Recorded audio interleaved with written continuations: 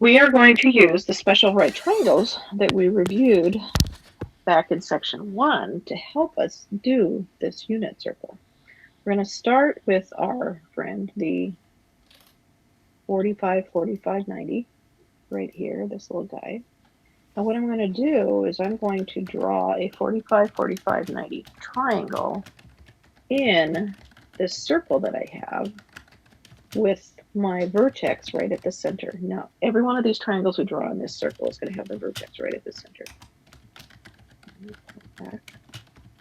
So 45 degrees. I know that this whole thing is 90, so 45 degrees is just going to cut that right. So there's a 45-degree angle. The other special right triangle we know is the 30, 60, 90. Now this triangle gets used twice in our unit circles. We can position our 30, 60, 90 in our circle over here so that the 30-degree angle is right here at the center. And that's going to put me right over here. Or I could position the angle. Let's switch colors because we can. I could take this 30, 60, 90, rotate it, and I could put this 60-degree angle at the center. And that's going to put me right up here. So in the first quadrant, you're going to see a 30-degree angle, a 45-degree angle, and a 60-degree angle. We also know that if I come right over here to my standard position, that's 0. So we're going to call that 0 degrees.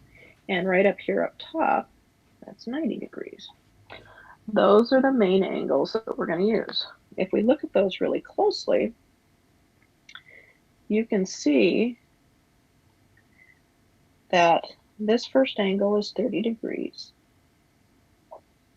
Then the angle between my 30-degree angle and the next angle that we're seeing on here, I go from 30 to 45, so that's a 15-degree angle.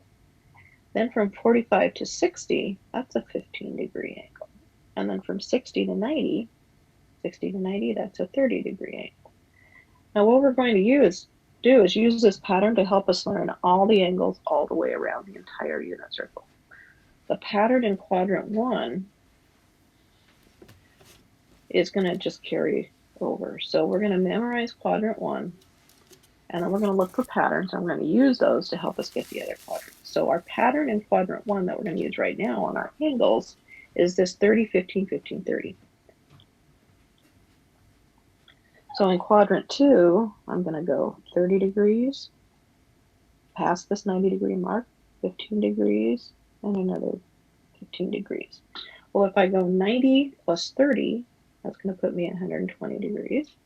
120 plus 15, because remember our pattern is 30, 15, 15, 30, 30, 15, 15, 30.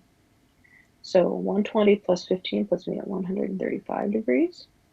And 135 plus 15 puts me at 150 degrees. And we know over here, half a circle is 180 degrees. That makes sense too, because if I go from 180, back to 150, that is 30 degrees. Then we're going to do that in the next quadrant. I'm going to go 30 degrees, 15 degrees, so a smaller angle here, another 15-degree angle, and another 30-degree angle. So I'm just going to add those numbers to the angles I already know, and I'm going to keep working counterclockwise around. So I'm going to go 180 plus 30, so we get 210 degrees. 210 degrees plus this 15-degree angle here is going to put me at 225 degrees. 225 degrees plus our next 15-degree angle right here is going to put us at 240 degrees. And 240 degrees plus this 30-degree angle right here is going to put me down at 270 degrees. And then we just go and do the same thing. Yay, patterns in quadrant 4. So we're going to go 30 degrees, 15 degrees, 15 degrees. Those aren't very even, are they? So I'm going to write these in here just to make sure. 30, 15, 15, 30 in every quadrant. So from my 270 degrees down here, I'm going to go 30 degrees farther. That's going to put me at 270 plus 30 is 300. Then I'm going to go 15 degrees. 300 plus 15 is 315 degrees. Then I'm going to go 15 more degrees. That's 315 plus 15 is 330 degrees.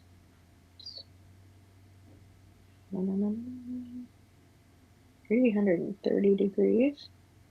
And then if I go 30 more degrees, that takes me full circle. 330 plus 30 is 360. That's all good. It's a nice double check. So those are all the angles in the unit circle. 30, 15, 15, 30 is the big pattern you want to remember when you're doing this. So now we have the degrees on our circle. We're going to put in our radians. So a quick, easy way to sketch these and memorize these and practice these is to draw your unit circle, and they don't have to be perfect. This is a lot of years of me freehand drawing circles. Draw a circle, put your crosshairs in, and then we're going to put these tick marks. The way I do the tick marks is I put one in the center, and then I put one on each side of it that are kind of a little bit closer to the center one than they are to the axes. We're going to go 30, 45, 60, 90, and let's put our 0 over here. So we've got our degrees. Now what we want to do is find the radians and go with that. And just like the degrees, the radians have a pattern also. So if I have 30 degrees and I want to convert to radians, I need the degrees to cancel out. So I'm going to need degrees on the bottom of this unit multiplier fraction. The 180 goes with the degrees. The pi goes on top. Degrees are going to cancel. So that's going to leave me with 30 pi over 180. I see a 0 on the top and a 0 on the bottom, so I can divide top and bottom by 10, leaving me with 3 pi over 18. But then 3 and 18 can both be divided by 3. So I'm going to go 3 divided by 3 is 1, 18 divided by 3 is 6. Now this is getting messy. I've got a 1 times a pi on the top, which is just going to be pi over that 18 turned into a 6. So this 30-degree angle right here in radians, this distance right here, is pi over 6. Now usually when we do these, we do the degree measures on the outside of the circle and the radian measures just on the inside like that. Now we know from geometry that if we have congruent triangles, if I draw this triangle right here and this triangle right here, those are congruent triangles. Well, if I know that this arc right here that I just rotated is a pi over 6 arc, then this arc over here is pi over 6. Now the question is, if I rotate it all the way around half a circle, we know that's pi, but we're pi over 6 less than that. Well, we know pi is really 6 pi over 6. So if I go 1 less, that's 5 pi over 6. Over here in quadrant 2. If I put another 30, 60, 90 triangle down here, so notice what I'm doing is I'm picking all my 30-degree angles off of the origin here. And these are all, another way to think of these are all the ones that are closest to the x-axis. This radian measure on all 4 of these is pi over 6. Well, I know a half a circle is pi. We want 1 less than pi was 5 pi over 6. So 1 more than pi, if we keep rotating, is going to be not 6 pi over 6, but 7 pi over 6. If I come clear over here into the 4th quadrant, then I have a full circle is 2 pi. But 2 pi, if I have a denominator of 6, which is what I'm doing because I have these pi over 6s, I'm going to have a 12 pi over 6. But I want 1 less than that, 1 pi over 6 less. So 12 minus 1 is going to give me 11 pi over 6. So I have my 11 pi over 6 is right here in my 4th quadrant.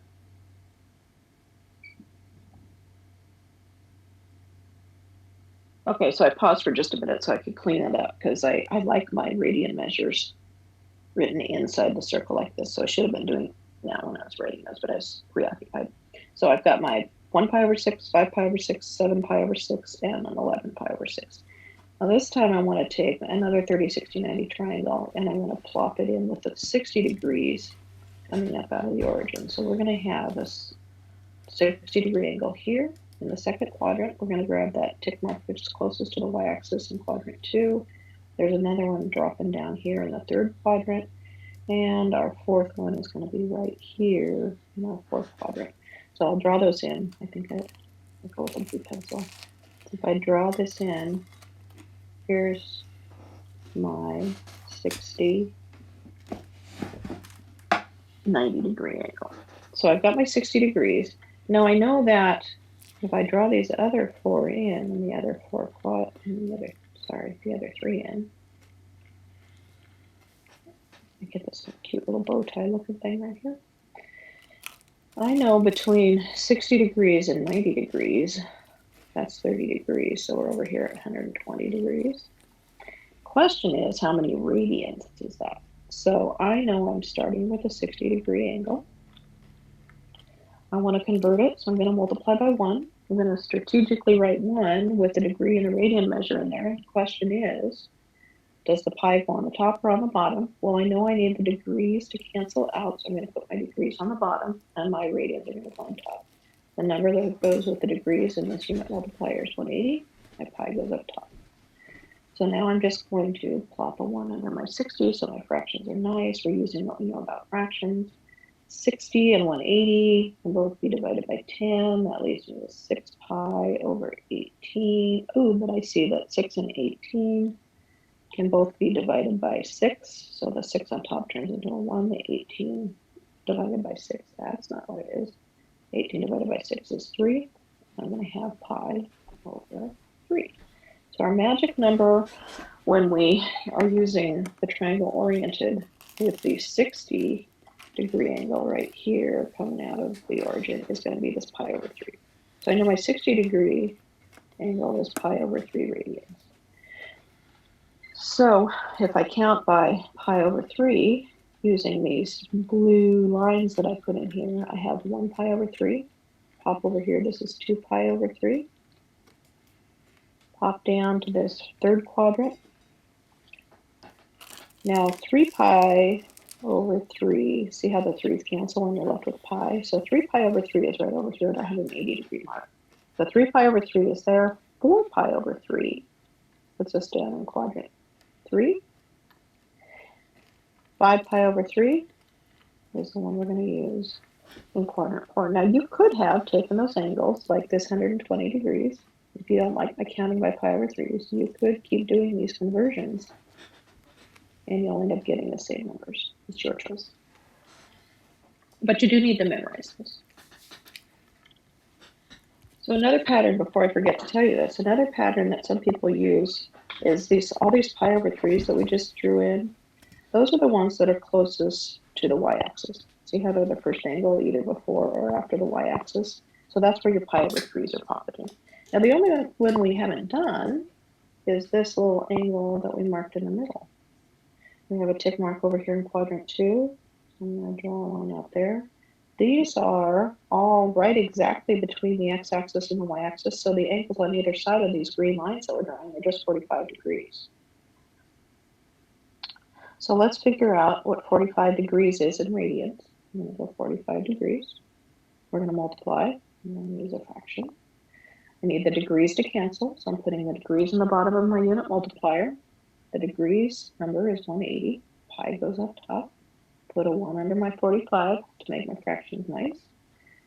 Ooh, now I don't have nice 10s to cancel out. So let's see, I'm going to go 45 pi over 180. 45 and 180 can both be divided by 5. So if I divide by 5, 45 divided by 5 is 9. I don't know what 180 divided by 5 is. I could pick up a calculator, but this is just more fun, right?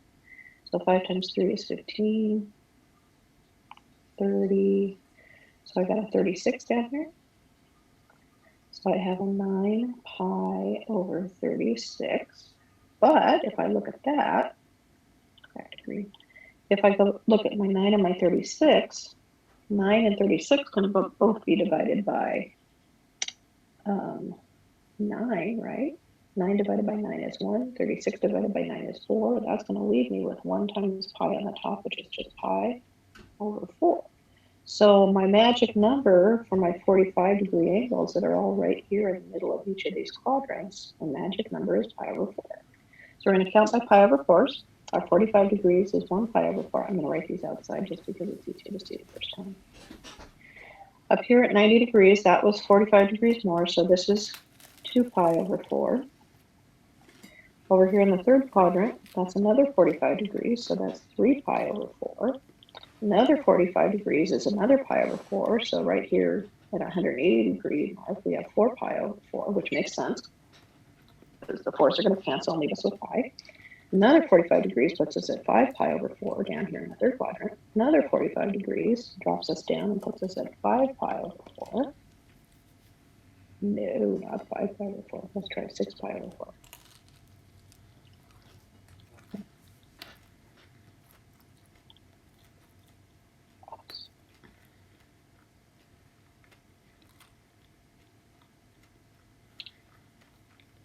Yeah.